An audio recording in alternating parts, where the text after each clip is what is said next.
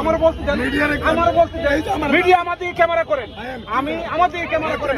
আমি দর্শকদের জিজ্ঞেস করলাম, কাস্টমারদেরকে, ভাই আপনার রান্নাটা কেমন হয়েছে? গোশ সিদ্ধ হয় নাই। আমি বললাম দোষ কি কার? ভাই এখানে যে ভিডিও করতেছে মিজানকে কোনো রকম সুযোগ দিতেছে না। হ্যাঁ, অতএব মিজান ভাইকে আমি বলবো, ভাই আপনি খাবারের কোয়ালিটির দিকে নজর দেন। ভাই আপনার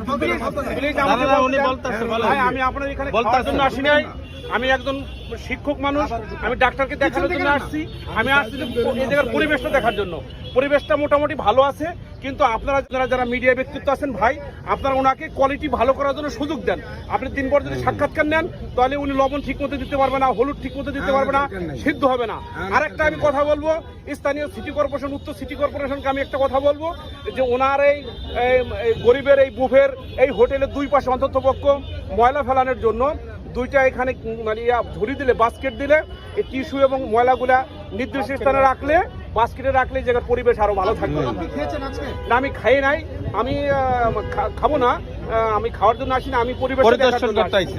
কিন্তু সাহেব একটি কথা বলবেন, আপনি সাধারণ মানুষ হিসেবে যে মিজান সাহেব আজকে বিরক্ত, সেই মিজান সাহেবের এই যে ভিডিও ভাইরাল হওয়ার কারণে এখন ধনী থেকে গরিব সকল শ্রেণীর মানুষ গাড়ি দিয়ে এসে এখানে খেতে আসে, কিন্তু আজ মিজান সাহেব বিরক্ত প্রকাশ করছে। এই বিষয়টা আপনি কিভাবে? এই বিষয়টা আমি দেখতেছি, আপনারা ভিডিও করার কারণে,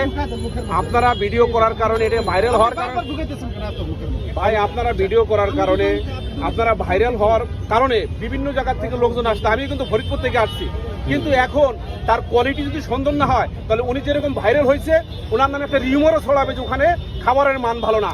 অতএব তাকে ভালো করে রান্না করার জন্য সুযোগ দিতে হবে।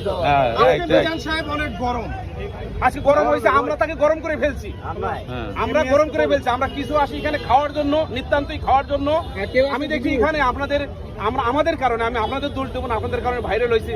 এখানে শ্রমিক লোক, রিক্সাওয়ালা, ভ্যানওয়ালা, এই সমস্ত খেটে খাওয়া মানুষ, কম আয় উপার্জনের লোকজন এখানে খাওয়ার জন্য আসে, তারাও কিন্তু এখানে বঞ্চিত হচ্ছে। আমি বিনয়ের সাথে আপনারা অনুরোধ করবো, আপনাদের ক্যামেরার ফোকাস অন্যদিকে দেন। আমার অন্য নষ্ট করার লেগে ধন্যবাদ। অন্য নষ্ট করার লেগে আমার অন্য নষ্ট করার লেগে হলুদ মরিচ দিতে মনে থাকে না, এটা তো রেখা থাকে, ওটা দিকে এটা দিকে আমার ভালো চোখকে দেখতে নাই, তারা আমার নষ্ট। আপনার বাড়ি তো চাঁদপুর, সবাই গরুর গোস্ত আর মুরগির গোস্ত খাওয়ান, ইলিশ মাছ খাওয়ান না কেন? ইলিশ মাছ খাওয়াবেন?